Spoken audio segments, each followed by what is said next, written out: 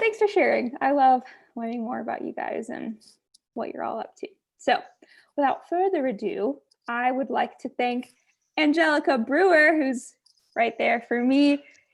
Angelica, thank you so much for being here and I'm preemptively thanking you for sharing about your story and your expertise in real estate. It's really, really good to have you. I'm glad to be here.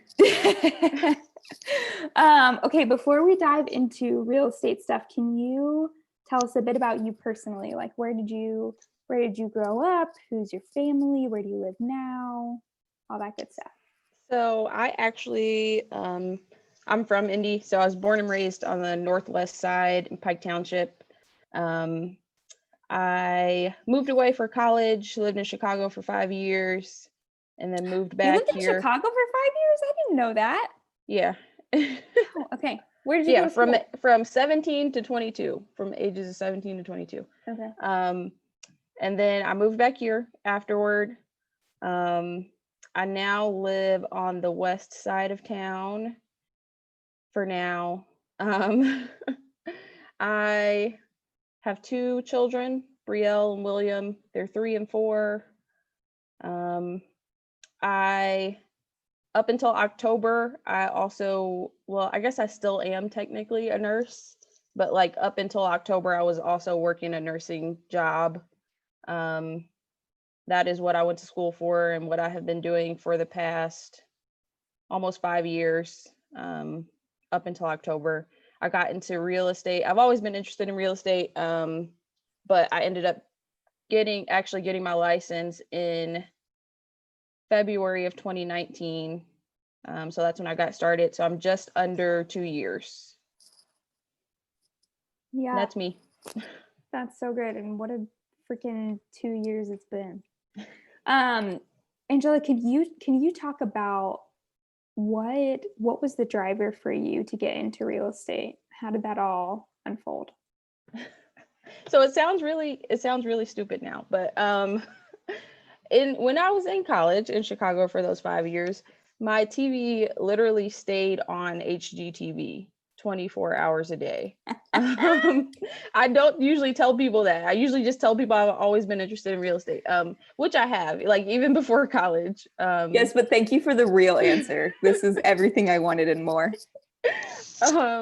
So yeah, it's just kind of always been something that's been in the back of my mind, but I never, like you always hear everybody knows like 10 realtors and all this. I never knew any realtors. So it was never something that I like saw a path forward for or knew anybody who was doing it. But I turned 25 and I decided that if I was going to do it, then I should just go ahead and do it. So on my 25th birthday, I bought the course to take online and I took it and here I am. Yeah, that's so good.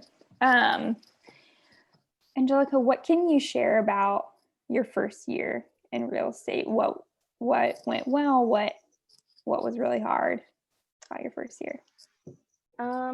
What I think was the hardest part is just knowing what to do as far as like getting started, like not like the technical, like how to fill out a purchase agreement, stuff like that. Like people are super helpful. They can show you how to do those things. But as far as like just interacting with clients, getting clients, what you should be doing to promote yourself or like to let people know that you are in the business now without coming across as like salesy, like pushy. So I think that my first year was a lot of like just kind of throwing things out there and like seeing what stuck. Like I did postcard mailers, I called FSBOs, I called expireds. Like I did so much.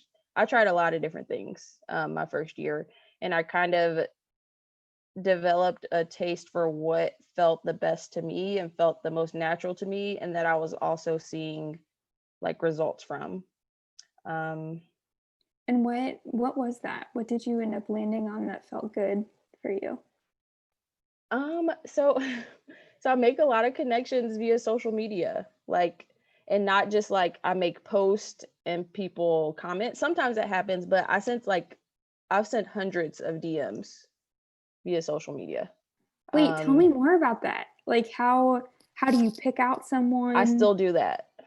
Yeah. I still do that. So for me, I think it helped too that I already kind of like at the very beginning, I like decided on a niche, however everybody says it differently, but however you say it, I kind of at the very, very beginning decided on what my niche was going to be. So I feel like that made it easier to pinpoint people because I wasn't just like DMing everybody. Like I had a specific group of people that I'm like, okay, this is what I'm going to aim toward.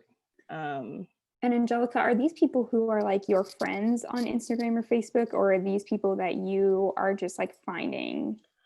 Tell me more about that. So I find them and they become my friends, and I interact with them and like I interact with them for a while generally before I DM anybody. Yeah.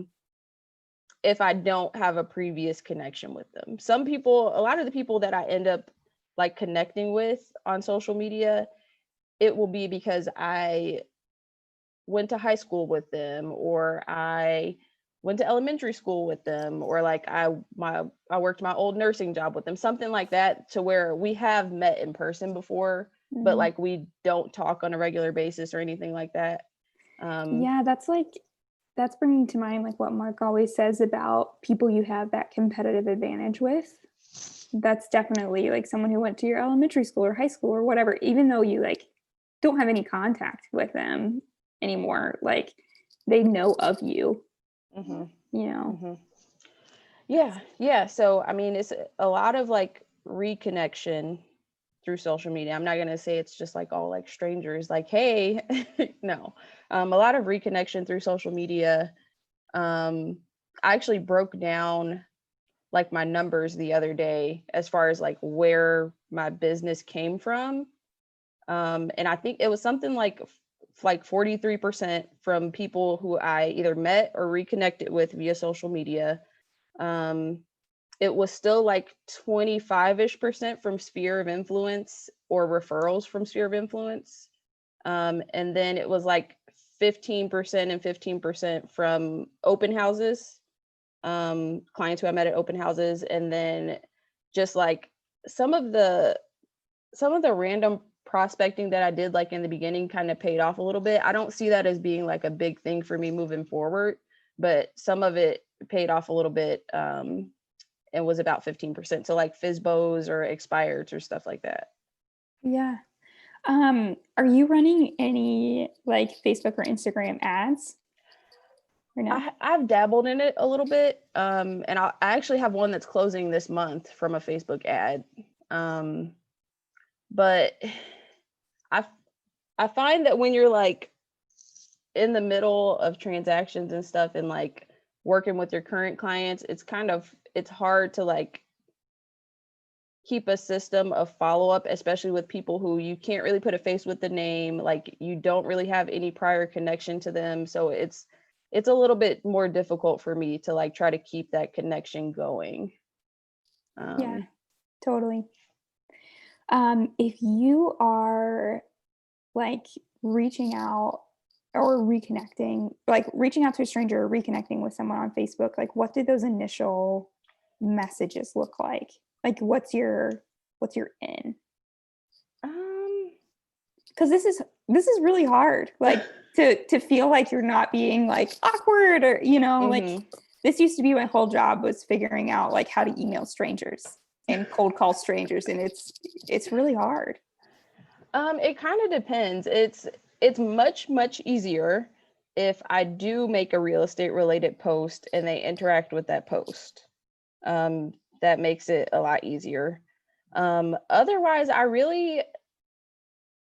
would say at the beginning, it was more so like, if you have any real estate related needs, like type message. But now I've been trying to just grow my sphere in general. So like, even if they don't have any real estate related needs, if it's somebody who, I got along with before, and like I haven't talked to them in a while. I'm just trying to reconnect with really everybody. So like even if I know that they just bought a house last week or last year, and they're not going to buy a house, like right now at this point in my career, I feel like it's more of reaching out to people just to build my sphere and just like build some more relationships. Whereas in the beginning it was more of the like, if you have any real estate related needs. But I feel like it has been better and has felt better when I'm just like connecting with people and Yeah. just building more relationships. And how often do you post, and how do you come up with what to post about? Or is there a formula, or is it just kind of like, I don't know, this is what I'm feeling today? So let me tell you, people tell me that I am good at social media. I do not feel like I am good at social media. I try to at least post like 4 times a week. But I don't always do that. And the content is the hardest part for me. So when I don't post, that's why I don't end up posting, is because I'm not really sure what kind of information they want to know. But if I come across a question that I'm getting a lot from people, if I come across just a good piece of information that I don't feel like is like readily available to everybody, then I try to make sure I make a post about that. If I come across like an issue in a transaction or like an obstacle or challenge or something like that, then I try to remember it or like put it in my notes so that I can make a post about it. Just things that I think are going to be really helpful. Like I feel like a lot of information is pretty readily available to people, but a lot of times until people ask you questions, you don't really realize what the general public doesn't know. So once I start getting questions like that, then I'm like, oh, like I assumed everybody knew this, but everybody doesn't know this. So then I'll make a post about it. Yeah, that's great. I feel like from what I've observed from your social media channels, you're also really good about like sharing about what's going on in your life and what it's like to be a realtor. And especially I loved how you talked about when you were doing both nursing and real Mm-hmm. estate, like the parallel there, and how what it's like to balance those two things, and also like using your experience with COVID and nursing to influence real estate. I thought that was really beautiful. Yeah, people really do like to like know about what's going on in your life and like know about you as a person. So I try not to be like a house like social media page. Yeah. So yeah, because people want to work with people that they feel like they know and that they like and they trust. And in order to do that, you have to put some of you in there. Like it can't just be house. And why I started posting stuff like that, like about doing nursing and real estate itself, is because I kept getting a lot of questions about how it was going, like doing both. So I would realize like, Mm. oh, there's a lot of people who want to know how this is going. Yeah.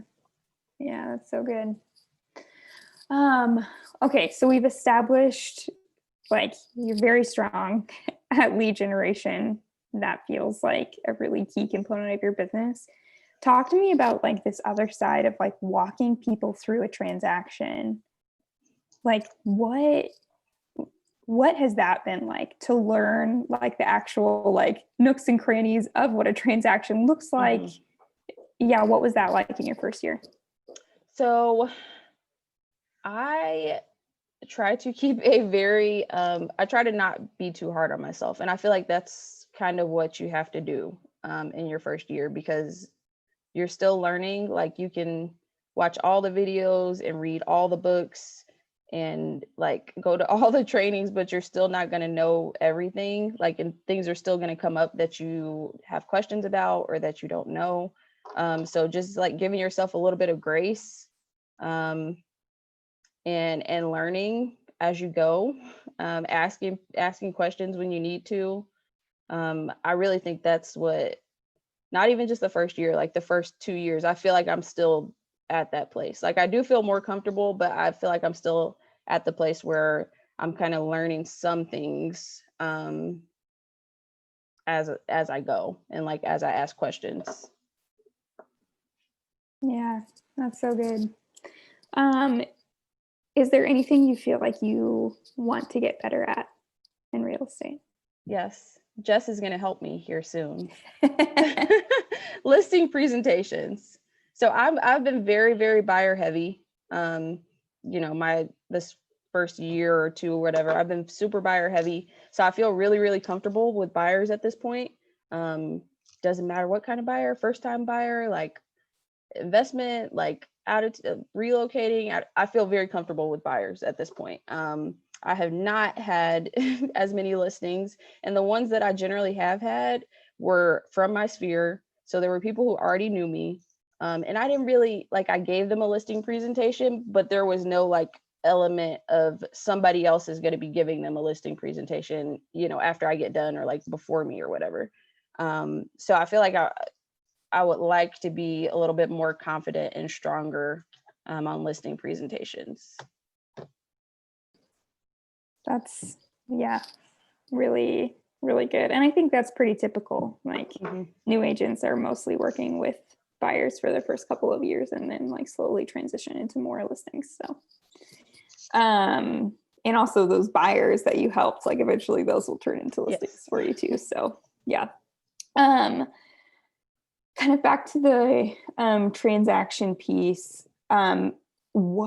What like specific things do you have to tell agents about, like things you've learned about inspections, appraisals, working with a lender, like anything that really stands out as like, oh my God, I wish I would have done this in the beginning?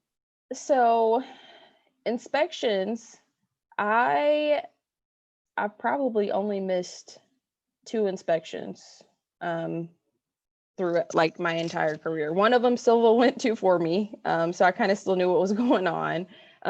But go to all of your inspections, like go to all of your buyers' inspections, and not only because you are going to learn so much, you're going to learn so much being there. You can ask questions of the, try not to bother them too much, but you can ask questions while you're there.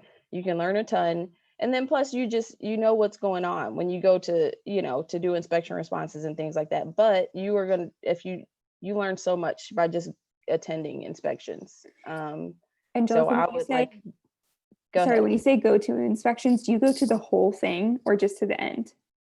I go to the whole thing. As much as you can. As much as I can. Some inspectors kind of don't like for people to go to the whole thing, but I go to as much as I can. Yeah. Yeah. And do you like follow the inspector around like while he's doing work, or are you just kind of like I don't follow them around in an intrusive way. Okay. I try to stand like a certain distance from them so that they feel like comfortable to do their job. But I definitely am listening and like watching, and like if it's something that I haven't heard before. Sometimes if you stand a certain distance away from people, they just instinctively they'll talk to you throughout, even if you don't ask them anything. So they'll talk to you, and if it's something that I haven't heard before that they mentioned, then I'll ask them questions. But if you kind of like linger a little bit, they'll talk you through it without even like realizing that they're doing it. Gosh, that's awesome. Do you have an inspection company that you use most often? So in the past, I have used Iron Gate a lot.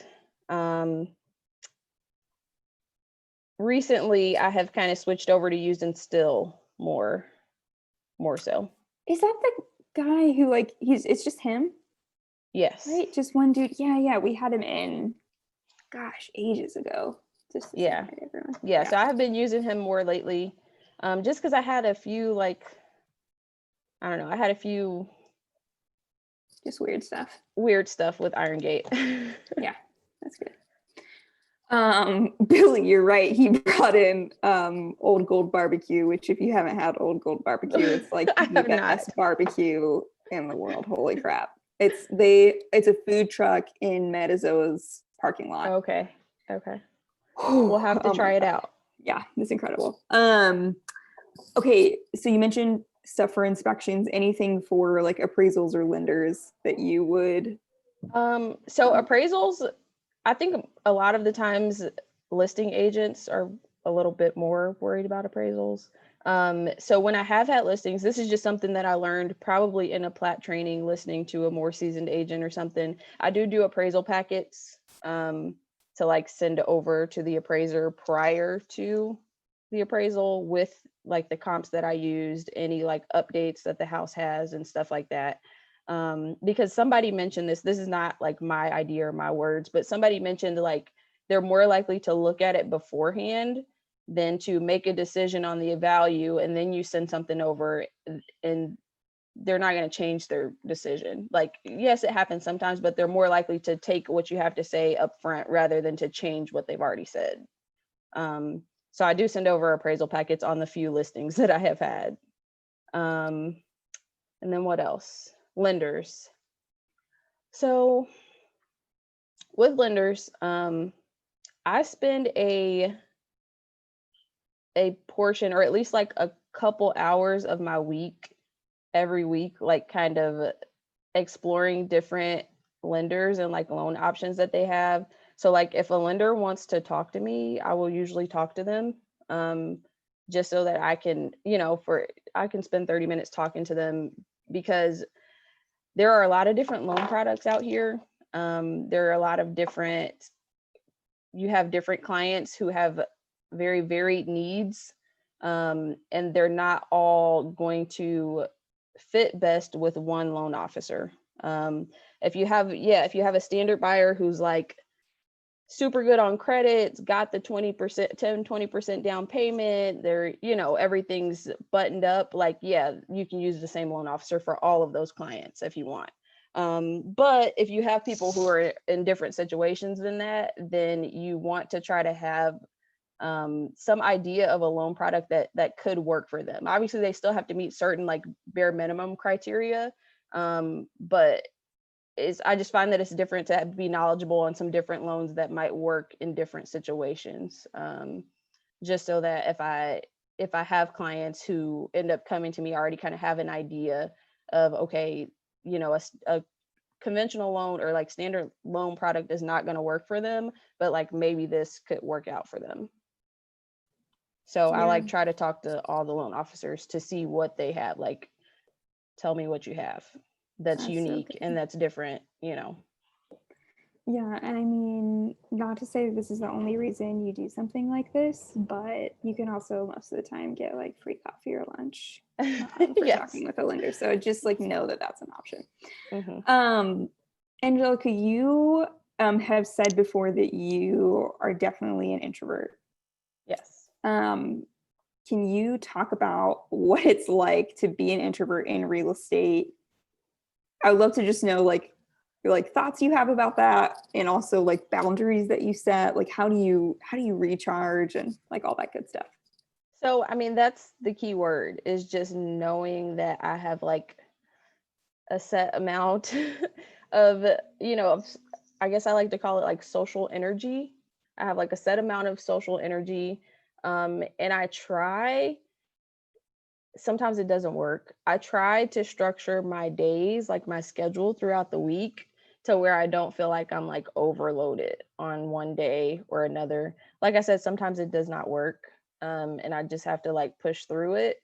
But since I have not been doing nursing, I actually feel like I have a ton more social energy, because I'm not, spending 36 hours like expending social energy the entire time, per week, in addition to my real estate business. So it's been pretty great over the last few months actually. But yeah, I just try to like balance my days out so that I don't have like 5 appointments on, on Monday, and I try to like spread things throughout the week so that I don't feel like my personality changes. My personality changes if I am running out of social energy. So if I've Like, do gone you through, get pretty grumpy?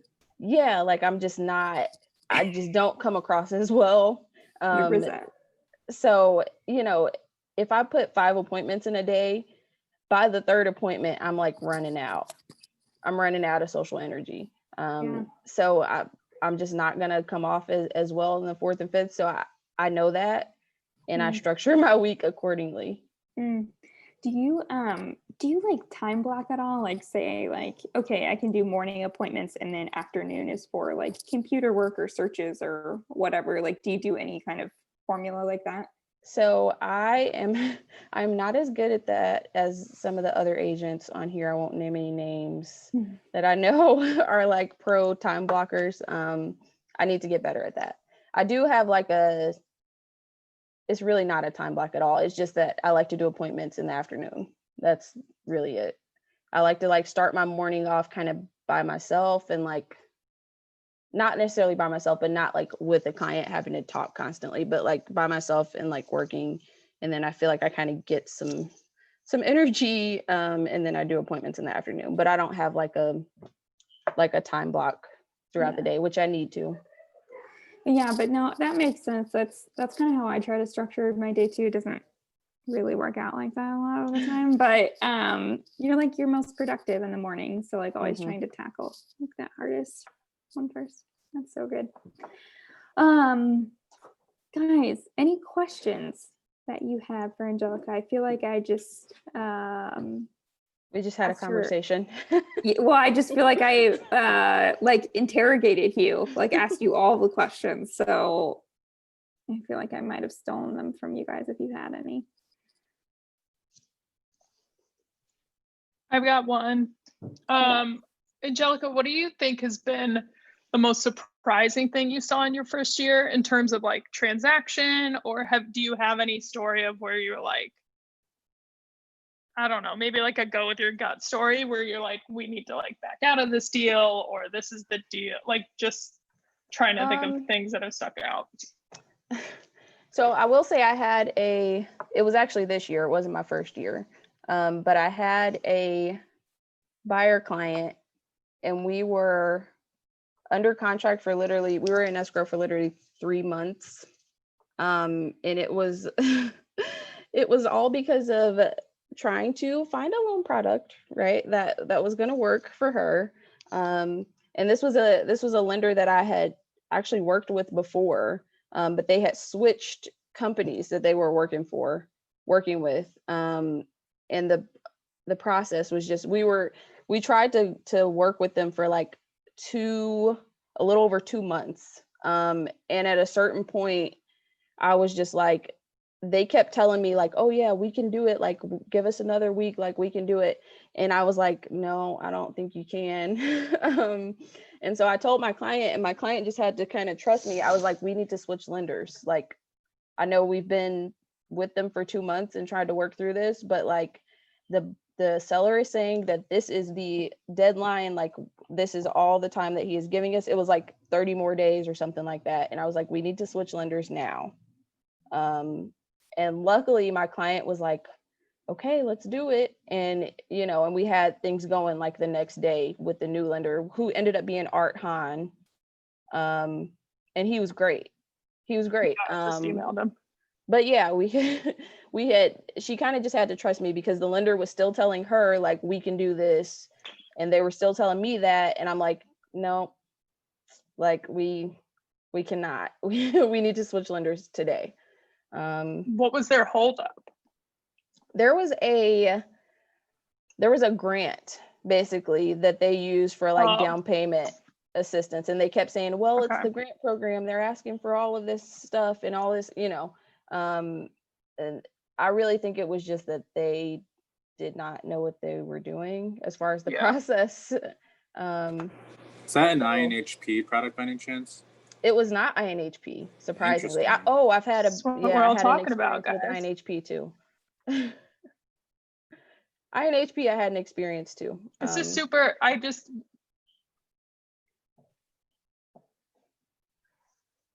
You froze, Steph. You froze.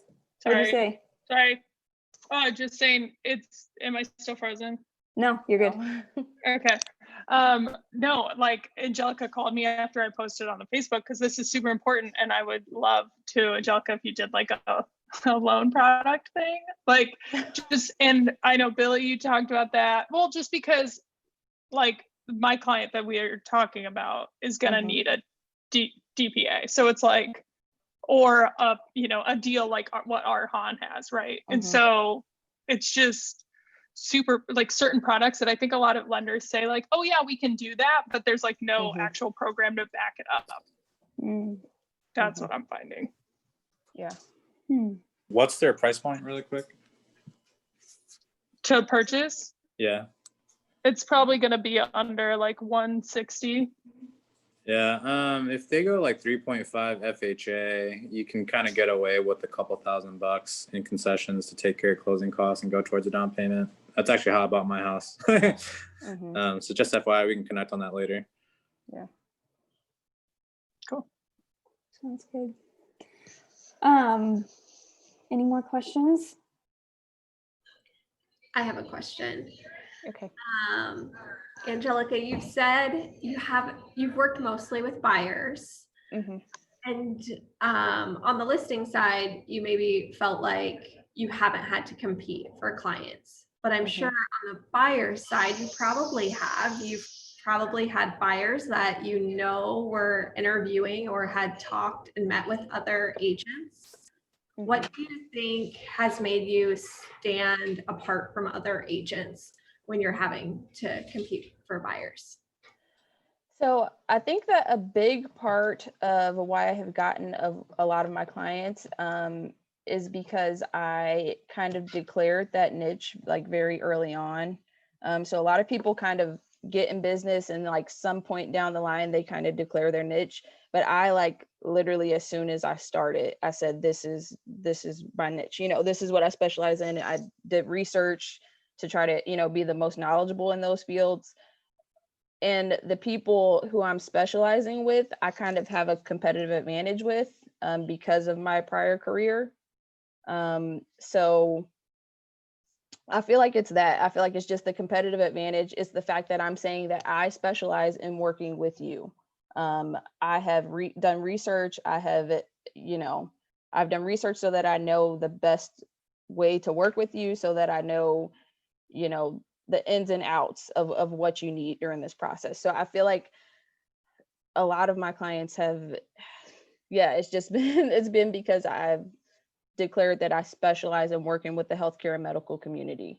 So it's just like a competitive advantage. Yeah, I also think, and you didn't mention this, sorry if you can hear my in the background. You go above and beyond in preparing and presenting yourself in a professional manner. I've been in the office and seen some of the flyers and literature that you've created. Can you talk a little bit about what you do on that end to present yourself? So I just try to, I don't really know how to, so for any like client that I'm like onboarding or like going to meet with, anything like that, always make sure that so like if it's a buyer, I put together like a buyer packet and make it into like a bound book. I have a seller guide as well. So like if it's a seller, then I'll put together a seller guide. I'll do their CMA and everything. I put it in bound book format. I have a guide that I've created that I had professionally printed for a specific piece of my client demographic. And I'm working on kind of some more guides, but I don't know. I just feel like it looks better and more put together. Like I don't know. I want to make sure that they have all the information in one place, even if they're not going to like read it right now. I want to make sure that I'm presenting them with something that shows, look, I have prepared this information for you. This is all of the information that you need, to get through this process. That's it. I don't know, Jess, were you talking about anything specifically? No, I just wanted you to talk about like what you were taking to meet with buyers and the work that like you've done to prepare. Like you're not winging it, and that's why you are successful. So thank you. Yeah, I So definitely do. I definitely do not like to be or would not like to be one of the people who kind of just says that they specialize in something and they don't really specialize in it. Like they haven't taken any time to get any extra knowledge or to research anything. So I definitely think I'm pretty intentional about trying to make sure that I actually like have an edge on the knowledge that you need and like the information that you need, the connections that, you know, that my niche needs. Angelica, this has been phenomenal. Thank you so much. Thank you For guys for sharing having all me. these. Yeah, of course. I have two things to tell you guys as we finish up. Number one, this should be on all of your calendars, but this Friday is our pie tea. We're giving away pies and t-shirts. Will be posted up in the Harry Morton Park. Everyone will be masked up. Outside, we're gonna have bonfires and, you know, all that good stuff. Hopefully it's gonna look a little bit like a winter wonderland. But excited to see you guys all there. And then two, this is kind of going off of what Angelica said earlier about like being in her first year and just being like, no idea what to do or how to start. Gigi has been really hard at work. Our masked kids, okay. Yeah. Yeah, kids are so welcome. Your whole family is welcome. Like, we would love to see you and your whole crew. Please bring everyone. I am like a little heartbroken this year that we're not getting to have our Christmas party where I usually get to like just hang out and get to know everyone. So yes, bring your family and your kids. Anyway, that idea of like not really knowing what to focus on in your first year, Gigi has been really hard at work at creating this kind of manual, which manual makes it sound really boring, but it's called the first 90 days. I'm going to send it all out to you guys electronically after this. I know most of you guys are past your first 90 days, but I think it's still really helpful to know like, hey, these are kind of some of the things that I should be doing. This is based on a list that Jess first created, and then we kind of like took it and made it pretty and fun. So we'll be sending that out to you. We'll also have hard copies in the office, or if you guys want me to do a porch drop for you or something like that, we can work that out. So that's all. Hope to see you this Friday and sending you guys lots of love. Have a good day.